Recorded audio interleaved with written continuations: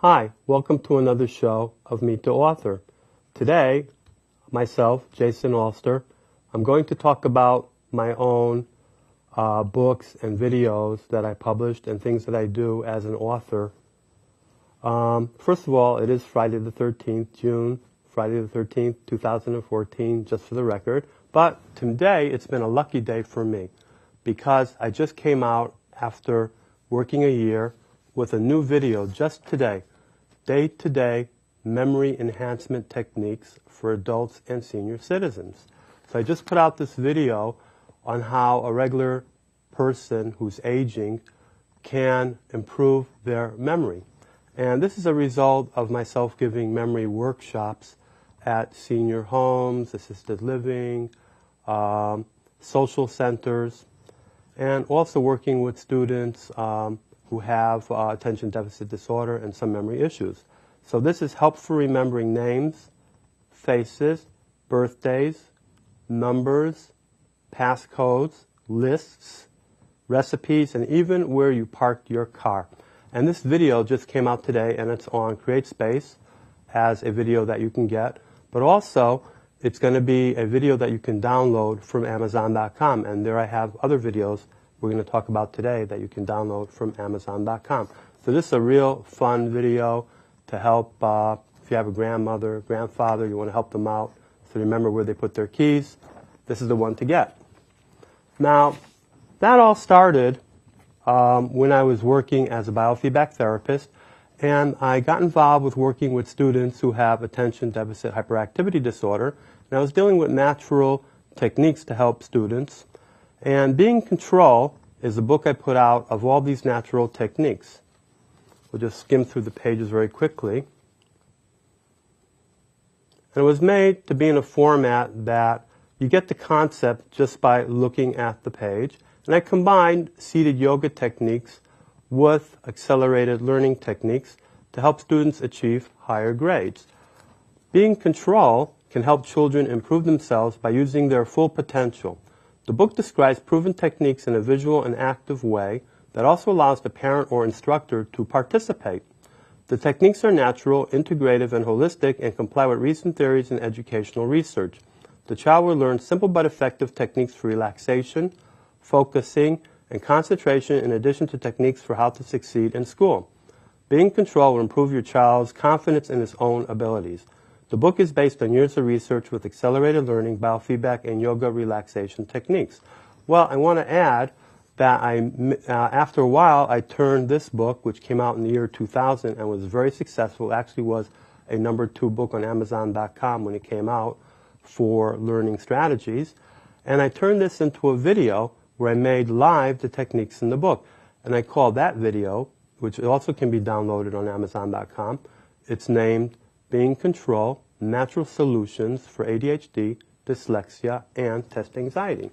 Now, some of the things that I do, I was a biofeedback therapist, but then I later on became a tutor. And some of the things I do as a tutor, and I opened up in Wethersfield a place called Rainbow Learning Strategies, where I tutor students, as I help people with natural relaxed concentration techniques, memory techniques for facts, lists, and numbers, organization of material, note-taking skills, test-taking strategies, study skills, how to get an A, speed reading, I hold speed reading workshops, critical reading, spelling and vocabulary, penmanship, handwriting improvement program, and each one of these things actually is one page in the book of Being in Control. Time management, essay and composition skills, authoring, even some art lessons. I do offer art lessons, and in a moment we're going to see that leads to this book, Creative Painting for the Young Artist, where I actually teach students, again, all these things have to do with how to empower yourself. So I help students learn how to see and think like an artist. In a moment I'll show you this. But before I get to that,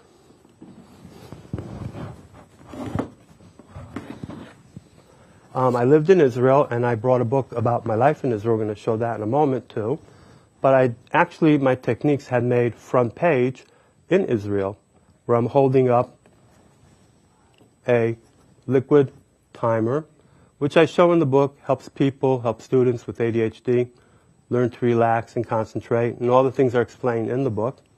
And here are examples, learning how to relax yourself with a stone, as you see in the video, using your senses, like listening to seashells, holding Chinese relaxation balls, and many, many more techniques that can be used for relaxed concentration. It's not the same as meditation, but I call it relaxed concentration.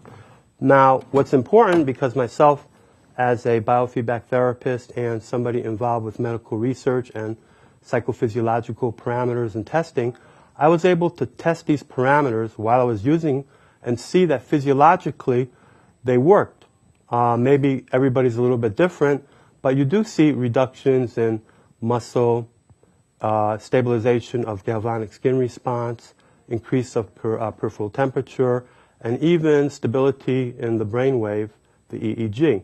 And this all can happen, and also entrainment of your breathing, your respiration.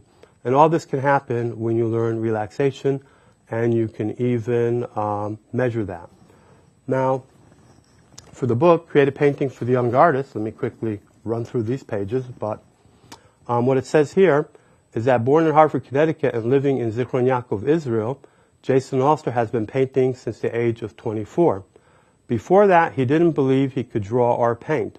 After painting on and off for 20 years, he finally went professional and began pastel painting workshops in Israel. But right now I'm back in the States, and I have these workshops in Wethersfield Adult Education, Glastonbury Adult Education, and the Wethersfield Academy of Arts. Using his experience in special education and teaching children with learning difficulties, he applied his techniques in teaching beginners how to paint.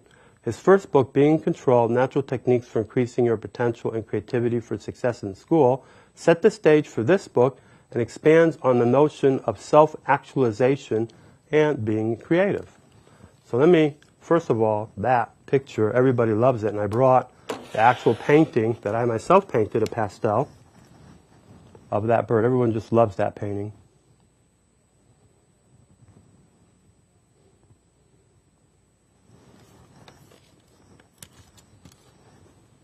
I'm going to quickly run through the pages of this book, and this is a great book. If you want to, it's not just a teach how to paint book, but it's a teach a youngster how to be creative, how to deal with the fear of painting, how to see and think like an artist, how to use your right brain, how to understand color, perspective, composition, you name it. It's all in here to help a student see and think like an artist. As a result of that, what I personally liked as an artist, and I hold art workshops, what I liked when I lived in Israel is I used to like the juxtaposition of archaeological digs with the background of the color of the nature. So here's another example of a painting I did of an archaeological dig. This actually is an ancient synagogue.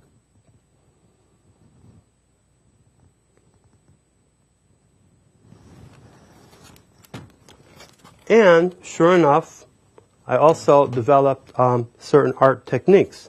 And here we have an example of an art technique that I developed, and I actually use this when I teach elderly people how to paint, or people who have very poor ability in painting.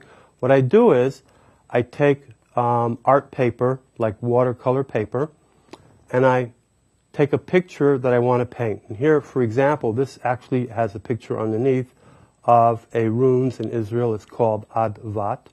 And I took a photo of that picture, and I printed in color that photo on art paper, on drawing paper, or watercolor paper, in a color printer. When this photo came out, so I didn't have to draw, then I was able to paint with real pastels on top of the painting, so the painting looks very realistic, but it's a real painting with real pastels. But this is really nice because you can go to teach beginners or people that are hard for them to paint, and they can have a successful painting in just one center. And I do this when I go to senior centers, and they just eat it up and love it, and they're very successful. As a result of painting, another thing I got into was Chinese brush painting, and here's an example of that, and I also give workshops in Chinese brush painting. And this is very relaxing. I'll show another example of Chinese brush painting that I did. Again, I hold these workshops in all over Wethersfield, Glastonbury, and wherever I get invited. It's very popular. And again, something you can learn in about 3 sessions. As a result of working with students and being an artist, so there's where the next thing came in, well, I use artistic techniques and artistic mode of seeing to help people who have dysgraphia. That's an inability to draw or to write properly. It's a little bit different than dyslexia, but where you have really a problem of reading. But this is actually in drawing dysgraphia, or just people with attention deficit disorder who have sloppy handwriting, or really anybody who has poor handwriting. And I took artistic techniques and I added that to instruction on how to improve your handwriting. And that I called a video, Anyone Can Improve Their Own Handwriting. And I actually mean that. Anyone can improve their own handwriting. And now when I first came out with this video in about the year 2002, this was the first, to the best of my knowledge, the first video on how to improve handwriting. There were many handwriting instruction videos out there, but there really weren't videos to help students who had maybe learning challenges or dysgraphia how to improve their handwriting. Let me read a little bit about that. Some say handwriting is a vanishing art. I say it is art. Handwriting is a tool for the transfer of knowledge and must comply with acquired rules in order to understand what we read. Does your hand get tired when writing? Do you start on one line and jump to another mid-sentence? Do you say the words while writing? Is your handwriting messy? Do you believe there is no hope? Do you need better handwriting to land a job? People don't realize that, but sometimes you have to fill out applications, and if your handwriting isn't nice, you might not get the job. Is poor handwriting affecting your self-esteem? That anyone can improve their own handwriting is for you. The CD streaming video, Anyone Can Improve Their Own Handwriting video, deals with handwriting problems, rules, tips, games, and exercises. And again, this could be downloaded from Amazon.com, or you could go to my website, www.jasonalster.com, and get the video, or even invite me for a workshop. Now, talking about art, when I came back to the States, and I lived in Israel for about 20 years, and I came back to the States 8 years ago, and I worked on another project about the artist John Singer Sargent. And I was interested in composition, and I studied John Singer Sargent after a lecture I gave in the New Britain Museum of Art, and I just gave another lecture at the Museum of New Britain Art describing the research and video I did on John Singer Sargent, uncovering his compositional styles. Now, I claim that he knew Gestalt rules, and he applied these Gestalt rules to his art. So let me read a little bit about this. Again, that could be found on Amazon.com. So John Singer Sargent, Secrets of Composition and Design. And I did give this talk at the New Britain Museum of Art, but I also gave it at the Wethersfield Academy of Arts in about January. John Singer Sargent is one of America's and Europe's great portrait artists. He was friends with other giants of his time, like Monet, and authors as Henry James. Isabella Gardner was an avid patron. However, while admired, he had critics. Paintings like The Daughters of Edward Darley Boyd and Miss Cara Birch. Now, Miss Cara Birch, that painting is in the New Britain Museum of Art, and The Daughters of Edward Darley Boyd, that's in the Boston Museum of Fine Arts. Well, paintings like Miss Cara Birch and The Daughters of Edward Darley Boyd remain a mystery as to why he painted them the way he did. This educational video will look at the design concepts Sargent used and attempt to uncover secrets behind his style. Other paintings discussed in the video are Madame X, that's in the Metropolitan Museum of Art in New York, El Halal, which is in the Isabella Gardner Museum in Boston, Lady Macbeth, Robert Louis Stevenson and his wife, Dinner Table at Night, Fumée d'Ambergris, Miss Priestley, the Miss Vickers, and more. Many paintings from Sargent are in private collections, but also in the Tate Museum in England. A hint to the composition secrets behind everyone's favorite Carnation Lily Lily Rose is also inside. Was Sargent ahead of his time? Art enthusiasts will be delighted in uncovering the secrets of John Singer Sargent and enjoy their next visit to a museum wherever his art is displayed.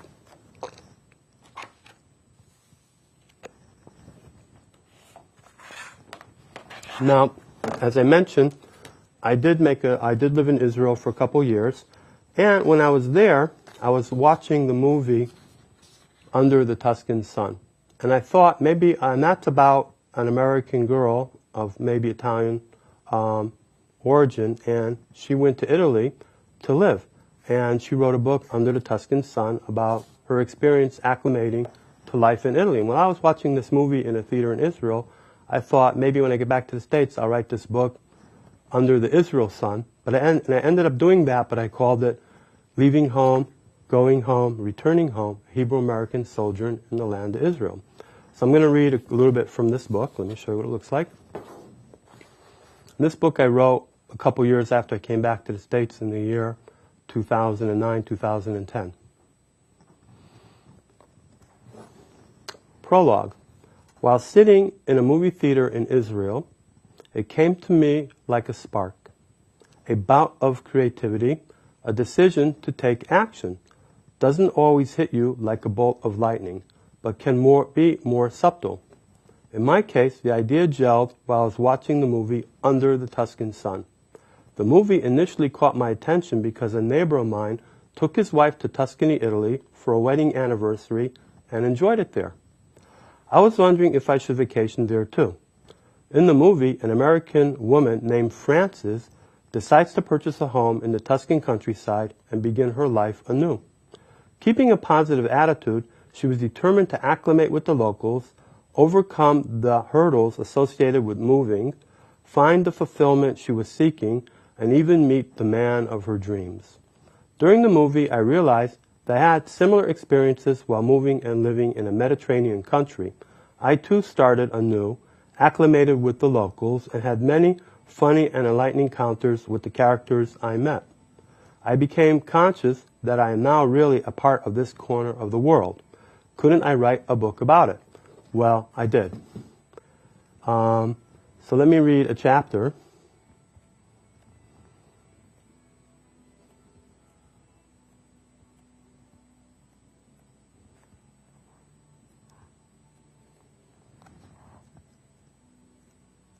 Be there in a second. Here we go. Here's a very interesting and funny story about skin diving. I call it the miracle of the fisherman. Cute story. It really did happen. Often I would go spear fishing at a beautiful beach named Tentura on the coast west of Zichron Yaakov. Zichron Yaakov is a town about 30 minutes south of Haifa. Tentura is a very popular beach resort and is staffed with lifeguards. Israel does not have large islands. However, there are a few small reef islands off the coast in this area that you can wade to in a couple of minutes during low tide. These mini islands are popular with fishermen and bathers. One time, though, on a quiet weekday, when the sea was also quiet and inviting, I decided to go to a more southern island a bit away from the main beach.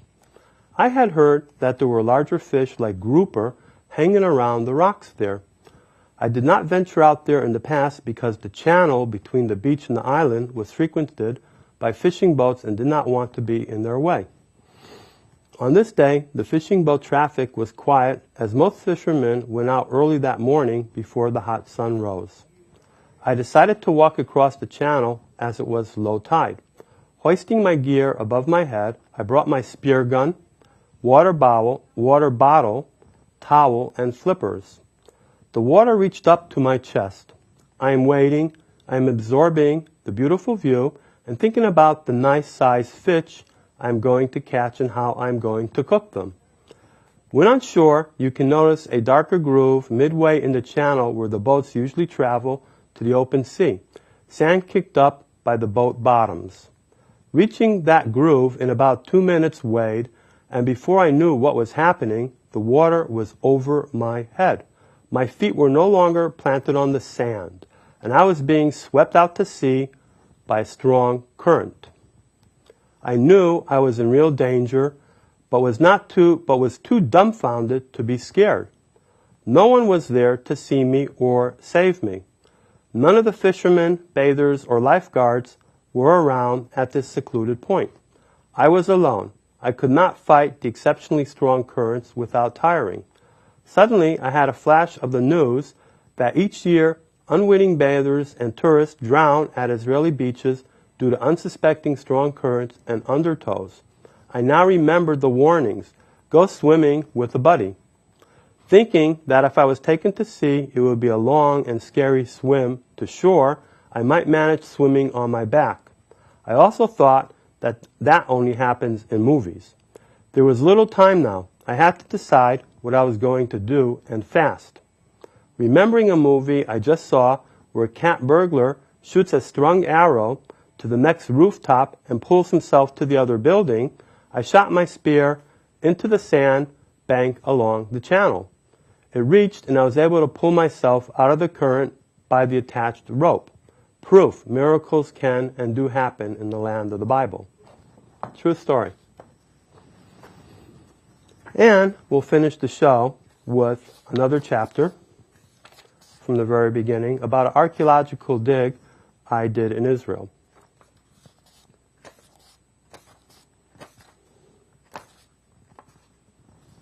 Chasing the Ark of the Covenant. I'm wondering where to begin the book. Should I start from the beginning of the adventure and make it chronological, or should I start from the more pertinent?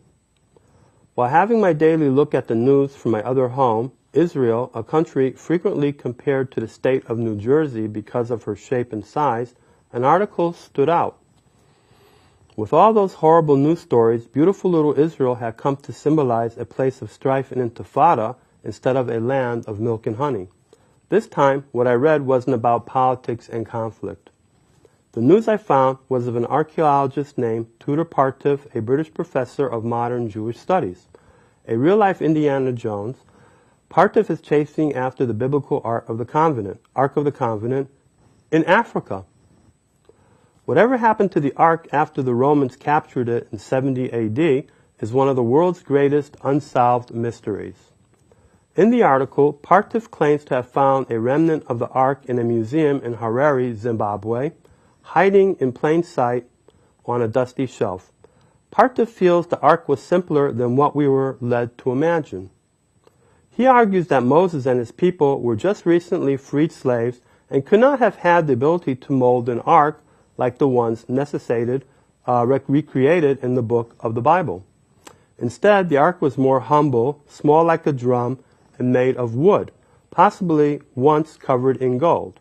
I hope I understood that one correctly. I later saw a television documentary on Partif.